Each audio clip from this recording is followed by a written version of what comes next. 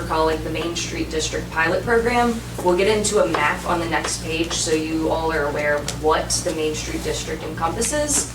The discussion is that the city would work with Main Street on a 2-year program, 2027-2028, pending the discussion around this, for community events that benefit the downtown area, the Main Street area, 2 times per year over those 2 years. They'd be granted street closures that benefit the downtown businesses and the community to in turn determine the feasibility of opening up this opportunity of additional street closures from outside organizers. A lot of the feedback that had come in previous surveys from business owners related to, we support street closures for events, but only if they benefit everyone. So one that got called out very much in the original survey is Oktoberfest as something that maybe benefited one business more than the other businesses on the street. Other businesses maybe closed for the day because they didn't see that as a benefit.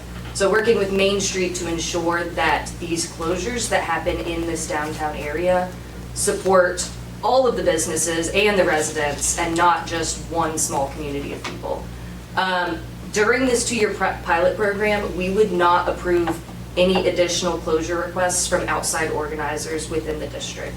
So events that are already taking place within this area, again, we'll look at the map, will be considered grandfathered in. They can still continue to move forward, but we would put a pause on new requests while we kind of pilot this program.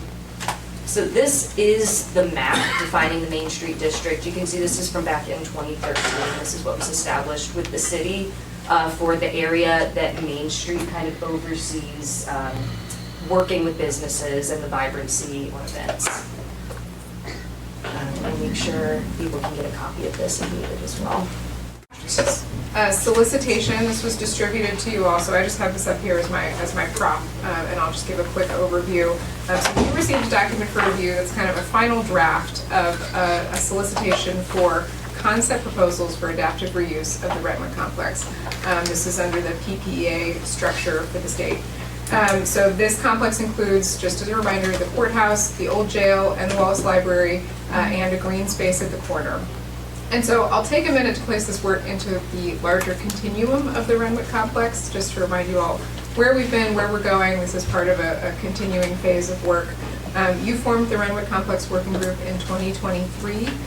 We spent 6 months discussing the future of this building and really getting into the weeds on it and discussing the future of this property. And that group really landed on a few key priorities for staff to carry forward. First, to continue critical maintenance work, and so that's been going on over the last 2 years. That includes the $700,000 bell tower structural repairs we did last year, maintenance work on HVAC, replacing heat pumps, gutter repairs, looking at the landscape, so just ensuring the stewardship of this building while we carry forward. The other sort of major outcomes, I think, of the working group were to pursue a public-private partnership for the adaptive reuse, to enable and encourage the use of tools like historic tax credits and grants where possible. That preservation of all 3 buildings was required, but that the courthouse is the most significant of the 3 buildings, and within that, the courtroom is the most significant space, and that some public use or public access should be a component of this site moving forward, given how critically important it is to our community. So the group worked through specific scenarios, code considerations. They completed pro formas for the building. They really talked about everything and landed on this path, basically to set our priorities. What are the things that are critically important, and then otherwise leave it open to some creativity from developers. We know this is a really challenging site. There's not a lot of sort of economy of scale in terms of adaptively reusing these buildings. Each one is its own little puzzle. And so we set the priorities and sort of left a little bit more flexibility in this document. In the fall, we contracted with a consultant, MVP. They have a lot of experience with PPEA projects across the state. So we contracted. What we're proposing here is that where a form-based code applies, where an additional layer of sort of design standard applies to the building, we would allow up to 16 units per lot for stacked townhouses. So that's 8 stacks of 2. And then each of those individual stacks still has to meet frontage standards, And then we would eliminate, there's a 2.5-foot offset to the facade for townhouses required in the principal use standards. Because other design standards apply in the form-based code, like transparency, building width, irregular rhythm of entrances, that wouldn't be required in the form-based code here. So that's the change in the principal use standards.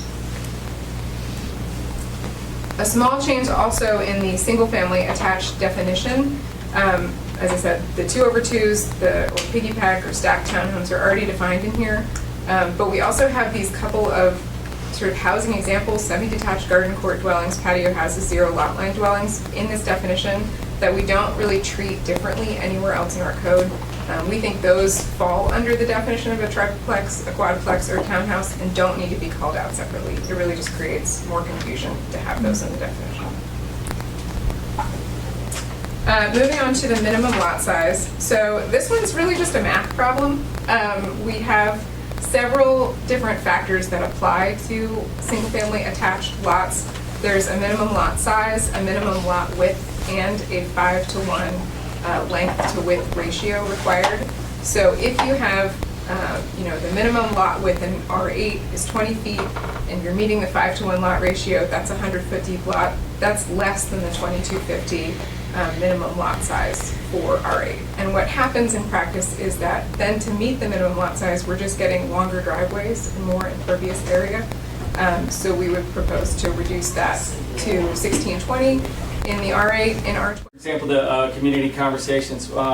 We have champions within our committee that have set up these community conversations. These are going to be 6 conversations where we're still coming up with the final solution of what are those 6 conversations going to be, but 6 conversations at the library, hosting speakers, hosting historic talks that we're going to advertise, cross-promote, and record and stream so that we can get the maximum amount of folks that we can. The Racing to the 300s, right? We've met with the Marine Corps race folks. We've met with Run Fark. We've met with all of these organizations. They're all very excited to meet with us to put a 300th logo on the bibs, on the medals, on that kind of stuff.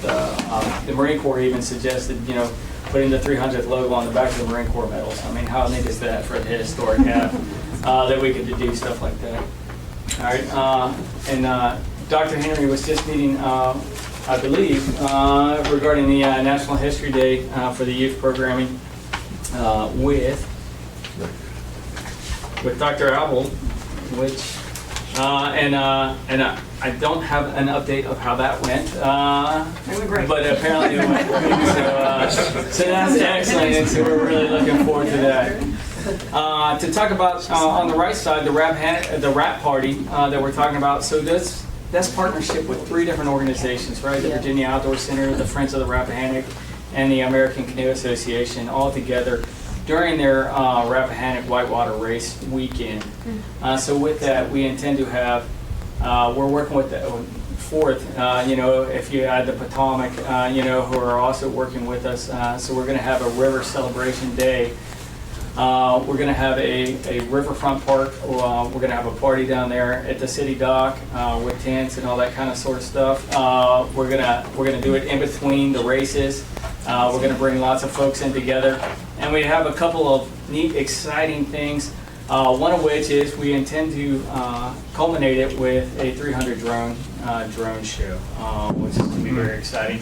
But we also may have some other we may make some history of our own.